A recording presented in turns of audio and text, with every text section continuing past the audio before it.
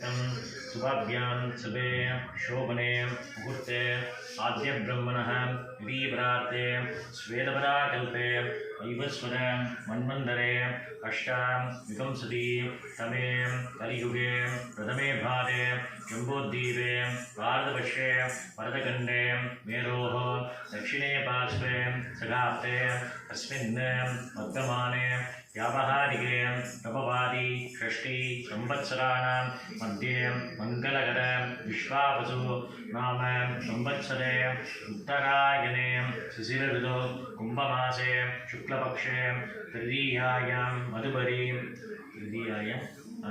चतुर्थ्यायां पुण्यतिथौ उत्तरप्रोषपदां नक्षत्र युक्तायां विगुवासर युक्तायां साध्यं नामयोगे करसै नामकरणे शुभयोग शुभकरण शुभनक्षत्र एवं गुणविशेषेण वशिष्ठायाम् अस्यां वर्धमानायां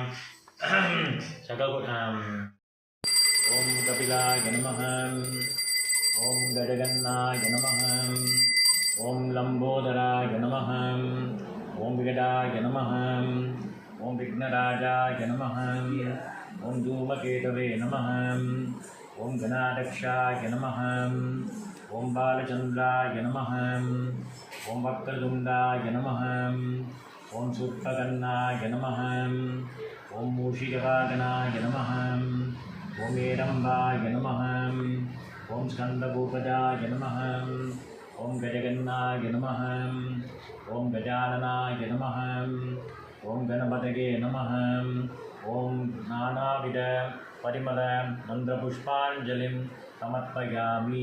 महागणपतये नमो नमः। गन्धान् धारयामि गन्धशोभरि हरिद्रा कुङ्कुमचूर्णं समर्पयामि।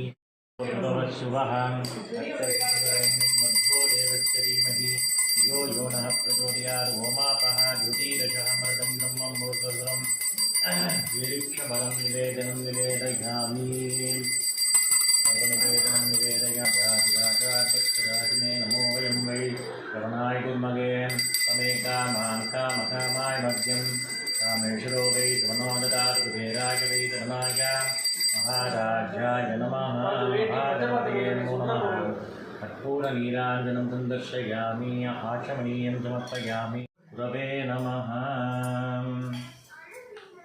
ॐ सद्गुरुवे नमः।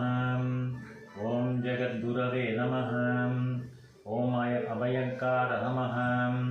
ॐ आत्मञ्जनये नमः। ॐ अदर्श ज्ञानमूर्तये नमः। ॐ अहिंसाज्योतये नमः। ॐ अमानस्क योगस्वयाय नमः। ॐ अद्विजाय नमः। ॐ अजधावाहिन्ये नमः। ॐ अधराण्यगुणगम्भीराय नमः। ॐ अजनोभावनाय नमः। ॐ आत्मान्द्रपरतराय नमः। ॐ अनभिक्षित विश्वकार्याय नमः। ॐ अक्षारोग्यसहाय नमः। ॐ अक्षारदीप्तिदक्षताय नमः। ॐ अमिताजेजस्विने नमः।